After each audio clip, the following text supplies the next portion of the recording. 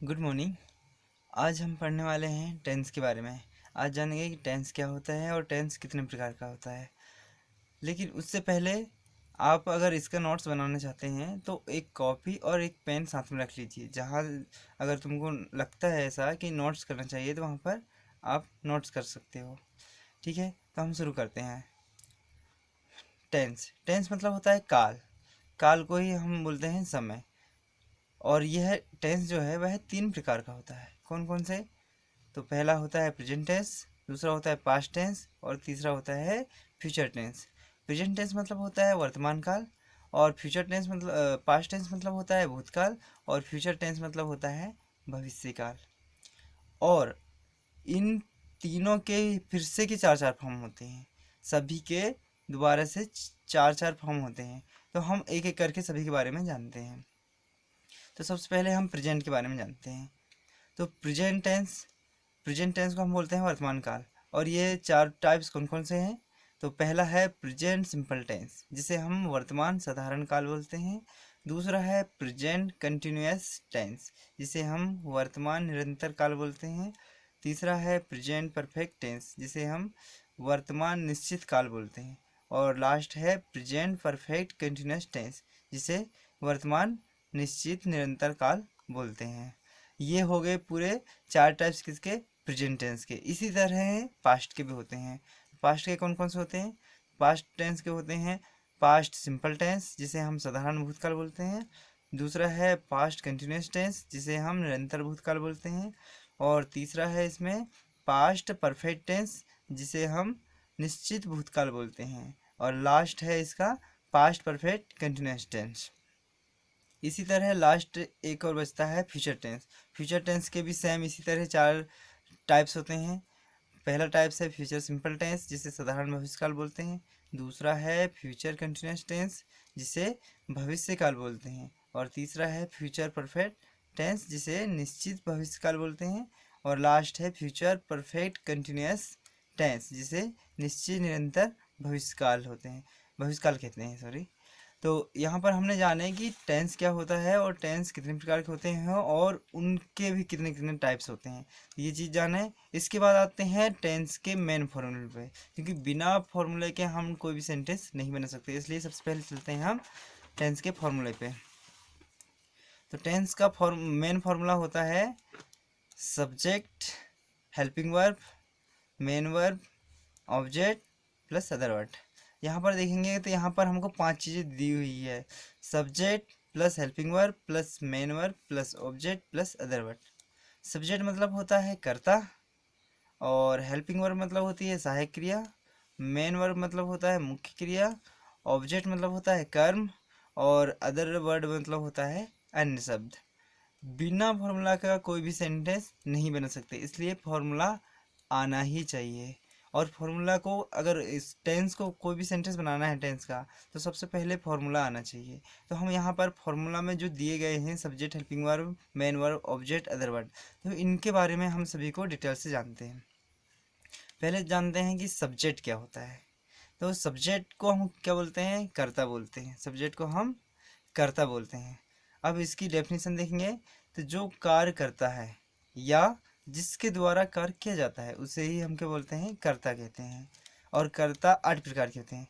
कर्ता मतलब एक बार दोबारा समझ लें कि जो कार्य करता है, चाहे जैसे कि हम हो या कोई बहुत सारी मशीन है, मशीन में से कोई एक मशीन हो जो सभी को घुमा रही है, मतलब कि जैसे कि व्हील लगे हुए हैं, उसमें पर्टिकुलर कोई एक व्हील है जो कि सभी को घुमा रहा है, तो वो उसका कर्ता हो जाएगी। जैसे कि हम इंसान हैं, हमारे द्वारा जो कार्य किया जा रहा है तो हम कर्ता होंगे। तो यहाँ पर कर्ता का मतलब क्या होगा? जो कार्य, जिसके द्वारा कार्य किया जाता है उसे ही हम क्या बोलते हैं? कर्ता बोलते हैं। और यह जो है सब्जेक्ट, यह 8 प्रकार का होता है। अब कौन कौन से होते हैं 8 प्रकार के? तो यहाँ पर दिया है I, we, you, they, he, she, it, name. यहाँ पर पूरे 8 प्रकार के हैं। आई का मतलब होता है मैं, वी का मतलब होता है हम या फिर हम लोग, यू का मतलब होता है आप या तुम, दे का मतलब होता है वे या वे लोग, ही का मतलब होता है वह, और सी का मतलब भी वह होता है। यहाँ पर ध्यान दीजिए कि ही और सी दोनों का मतलब वह होता है, लेकिन अंतर होता है दोनों में। वो कैसे? कि ही जो है वह बॉयज़ के लिए यूज होता है और सी गर्ल्स के लिए। जैसे कि अगर फॉर एग्जांपल बोलेंगे कि वह जा रहा है, तो यहाँ हम यूज करेंगे he is going. He is going to, मतलब वह जा रहा है, वह घर जा रहा है, तो he is going to home. अगर वह घर जा रही बोलेंगे तो she is going to home. यहाँ पर दोनों को मीनिंग क्या लिख रहा है, वह है, लेकिन दोनों में अंतर है। एक बॉयज़ के लिए हम ही लगाएंगे और गर्ल्स के लिए सी का यूज करेंगे। इसके बाद दिया है इट। इट का मतलब होता है यह, इसका, इसकी, इसके, इसे। और लास्ट है नेम।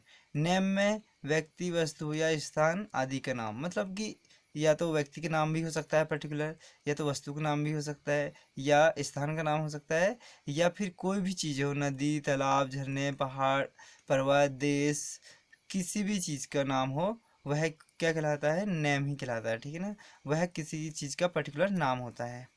अब इसके बाद पढ़ते हैं हम हेल्पिंग वर्ब, क्योंकि पहला था अपना सब्जेक्ट प्लस दूसरा है अपना हेल्पिंग वर्ब। हम फॉर्मूला में सबसे पहले क्या पढ़े थे, यहाँ पर देखेंगे अगर फॉर्मूला में हम, तो सबसे पहले हमने पढ़े हैं सब्जेक्ट, फिर हेल्पिंग वर्ब, फिर मेन वर्ब, फिर ऑब्जेक्ट, फिर अदर वर्ब। तो हम अभी सब्जेक्ट पढ़ चुके हैं, सब्जेक्ट कितने प्रकार के होते हैं और सब्जेक्ट क्या होता है ये भी पढ़ चुके हैं। अब पढ़ेंगे दूसरे नंबर पर दिया है हेल्पिंग वर्ब। तो हेल्पिंग वर्ब के बारे में पढ़ते हैं कि हेल्पिंग वर्ब होता क्या है। तो यहाँ पर उसकी डेफिनेशन दी हुई है हेल्पिंग वर्ब की। तो हेल्पिंग वर्ब को हम हिंदी में बोलते हैं सहायक क्रिया। अब इसकी डेफिनेशन देखते हैं। सहायक क्रिया वाक्य में समय का निर्धारण करती है। ठीक है ना, यह मतलब बताती है कि तुम यह मतलब कि कोई भी सेंटेंस है यह किस टेंस का है, तो मतलब वहाँ पर समय बताती है, प्रेजेंट टेंस का है, पास्ट टेंस का है या फ्यूचर टेंस का है। अथवा इसकी दूसरी परिभाषा है, किसी भी वाक्यों को पहचानने में जो शब्द मदद करते हैं उन्हें ही हम क्या बोलते हैं, सहायक क्रिया बोलते हैं। जैसे कि हम हिंदी का वाक्य लिखे हैं, तो उसमें हमको ये, जैसे कि वह खाना बना रही है, तो इसको पहचानेंगे कैसे, तो इसकी पहचान होगी लास्ट में दो शब्दों को देखकर। जैसे कि रही है, तो यह पहचान है, तो ये कौन करता है ये काम, हेल्पिंग वर्ब करती है, सहायक क्रिया करती है। तो इसे ही हम क्या बोलते हैं, हेल्पिंग वर्ब बोलते हैं। जो भी शब्द किसी सेंटेंस को या वाक्यों को पहचानने में मदद करता है उसे ही हम क्या बोलते हैं, सहायक क्रिया बोलते हैं। और यह कितने प्रकार की होती है, तो बता दें कि जो हेल्पिंग वर्ब है वह 22 प्रकार की होती है। चलो उसको हम एक बार देख लेते हैं। यहाँ पर देख रहे हैं, तो यह दी हुई है यहाँ पर हेल्पिंग वर्ब, और हेल्पिंग वर्ब टोटल कितनी होती हैं, 22 होती हैं। वो कौन कौन सी होती हैं देखें। सबसे पहले हम यहाँ पर एक चार्ट बना के दिखा रहे हैं, चार्ट में सारी चीज़ें शो कर रहे हैं। इसमें क्या है कि सरल हो जाएगा, इसलिए हम चार्ट बनाए हैं ताकि किसी को समझने में दिक्कत ना हो। जैसे कि टेंस कितने होते हैं, 3 होते हैं, प्रेजेंट, पास्ट और फ्यूचर। और इसके हमने 4 टाइप पढ़े हैं, कौन कौन से, सिंपल, कंटिन्यूस, परफेक्ट और परफेक्ट कंटिन्यूस। तो यहाँ पर एक चीज़ ध्यान दें, जो हमारा प्रेजेंट सिंपल टेंस है उसकी हेल्पिंग वर्ब क्या होती है, तो सभी की यहाँ पर डिफरेंट डिफरेंट हेल्पिंग वर्ब होती है। तो सबसे पहले हम देखेंगे प्रेजेंट सिंपल टेंस का। तो प्रेजेंट सिंपल टेंस का डू और डज होती है। प्रेजेंट कंटिन्यूस की एम इज आर होती है। Present perfect continuous present perfect tense की हैव और हैज होती है। प्रेजेंट परफेक्ट कंटिन्यूस टेंस की हैव बीन और हैज बीन होती है। उसी तरह पास्ट सिंपल टेंस की डिड होती है।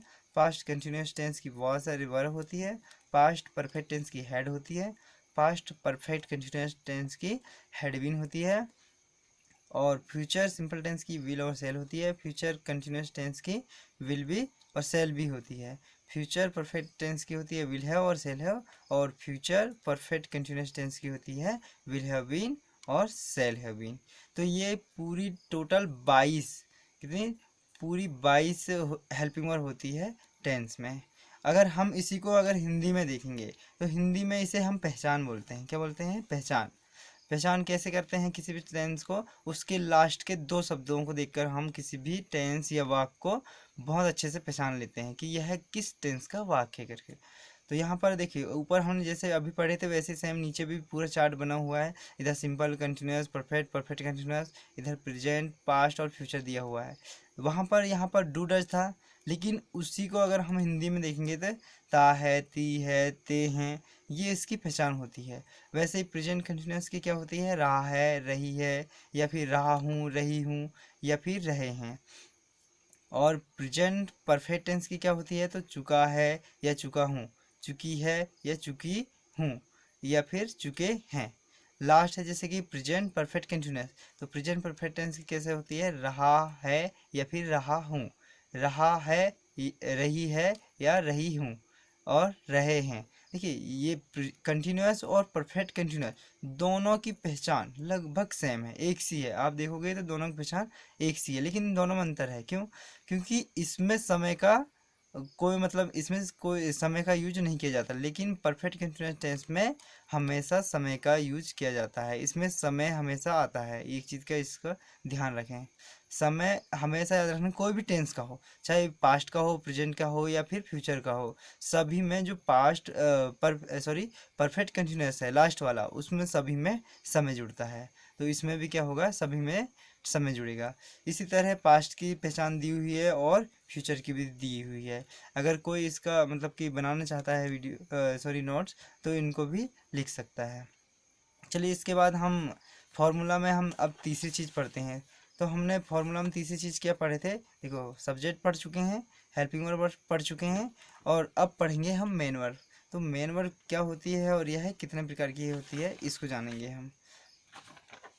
तो यहाँ पर देखिए, यहाँ पर दी हुई है मेन वर्ब।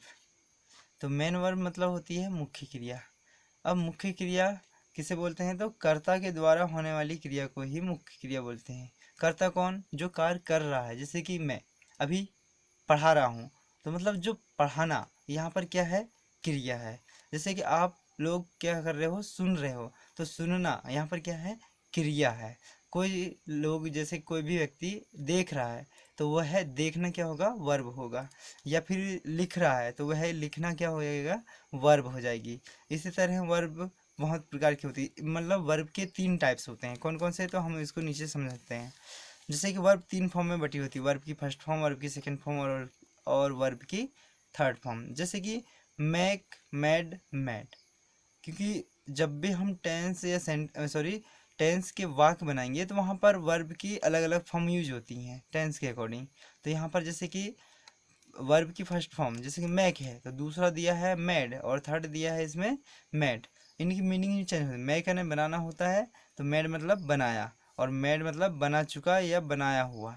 ये मतलब इसकी मीनिंग होती है। जैसे गो आने होता है जाना, और इसके सेकंड फॉर्म है वेंट, वेंट मतलब गया, और गोन मतलब होता है जा चुका या फिर जाया गया। फिर उसी तरह कम मतलब आना, और केम मतलब होता है आया, कम मतलब आ चुका। टेक मतलब लेना, टूक मतलब लिया, टेकन मतलब ले चुका। गिव मतलब देना, गया मतलब दिया, और गेव मतलब गिवन। लास्ट में यहाँ पर थोड़ी मिस्टेक हो गई, गिवन है, गिवन। गिवन मतलब होता है दे चुका। फिर उसके बाद दिया है सिंग, सिंग मतलब होता है गाना, सिंग का सेकंड फॉर्म होता है सैंग, सैंग मतलब गाया, और संग मतलब होता है गा चुका। फिर उसी तरह आस्क मतलब होता है पूछना, आस्क्ड मतलब होता है पूछा, और आस्क्ड मतलब होता है पूछ चुका। फिर नेक्स्ट है ब्रिंग, ब्रिंग मतलब होता है लाना, ब्रॉट मतलब लाया, और ब्रॉट मतलब ला चुका। फिर लिखा है रीड, रीड मतलब पढ़ना। फिर रेड मतलब होता है पढ़ा, रेड मतलब पढ़ चुका। यहाँ पर ध्यान दें कि रीड, रेड, रेड इनकी स्पेलिंग सेम है, लेकिन थोड़ा इसे प्रोनाउंसिएशन में थोड़ा अलग पढ़ते हैं। इसको पढ़ते हैं रीड, और बाकी दो पढ़ते हैं रेड, रेड। ठीक है ना, इसमें कन्फ्यूजन मत होना कि ये वर्ब की फर्स्ट फॉर्म है, ये भी वर्ब की फर्स्ट फॉर्म है। नहीं, ये वर्ब की फर्स्ट फॉर्म है, ये सेकेंड है, और ये थर्ड है, लेकिन इसकी मीनिंग अलग अलग है। इनकी स्पेलिंग सेम है, लेकिन मीनिंग अलग अलग है। लास्ट है स्पीक, सेकेंड फॉर्म होता है स्पोक, और लास्ट होता है स्पोकन। पहले का मतलब होता है बोलना, दूसरे का मतलब होता है बोला, और तीसरा का मतलब बोल चुका। इसी तरह बहुत सारी वर्ब की फॉर्म होती है, लेकिन मैंने यहाँ पर सिर्फ एग्जांपल के लिए 10 ही वर्ब फॉर्म लिखा हूँ, मेन वर्ब के मतलब कि फॉर्म लिखा हूँ कि यह इस टाइप से रहती हैं वर्ब, अलग अलग प्रकार से। वर्ब की तीनों फॉर्म होती है, तीनों फॉर्म अलग अलग जगह में यूज होती है। ठीक है, तो ये भी समझ चुके होंगे। और इसके बाद अब पढ़ते हैं मेन वर्ब के बाद हमने पढ़े थे फॉर्मूला में मेन वर्ब, उसके बाद आता है ऑब्जेक्ट। तो ऑब्जेक्ट कुछ भी हो सकता है, जैसे कि यहाँ पर उसकी पहले परिभाषा देते हैं, कर्ता के द्वारा जिसके ऊपर कार्य किया जाता है उसे क्या बोलते हैं, कर्म कहते हैं। कर्म मतलब ऑब्जेक्ट। तो ऑब्जेक्ट क्या हो सकता है, जैसे कि पेज है, काफ़ी है, पुस्तक है, पेंसिल है, पेन है, कंपास है, फोटो है, डस्टर है, ये सारी चीज़ क्या होंगी, ऑब्जेक्ट होंगी। ठीक है। तो जैसे कि जिस चीज़ को हम छू सकते हैं, देख भी सकते हैं और उसका उपयोग भी कर सकते हैं, वे सभी चीज़ें क्या होती हैं, ऑब्जेक्ट होती हैं। अब इसके बाद हम पढ़ेंगे अदर वर्ड। अदर वर्ड क्या होता है, तो अदर वर्ड होता है, जैसे कि हमने अभी पीछे 4 चीज़ पढ़ चुके हैं, कौन कौन सी, सब्जेक्ट पढ़ चुके हैं, मेन वर्ब पढ़ चुके हैं, हेल्पिंग वर्ब पढ़ चुके हैं और ऑब्जेक्ट पढ़ चुके हैं। इनके अलावा वाक्य में जो भी शब्द आते हैं वो सभी क्या कहलाते हैं, अन्य शब्द कहलाते हैं। चाहे वो कोई भी शब्द हो, वो सभी क्या कहलाते हैं, अन्य शब्द कहलाते हैं। तो आज हमने पढ़े हैं टेंस क्या होते हैं और टेंस कितने प्रकार के होते हैं। ठीक है। आई होप कि यह वीडियो से आप लोग समझ चुके होंगे कि टेंस क्या होता है और टेंस कितने प्रकार का होता है। Thank you.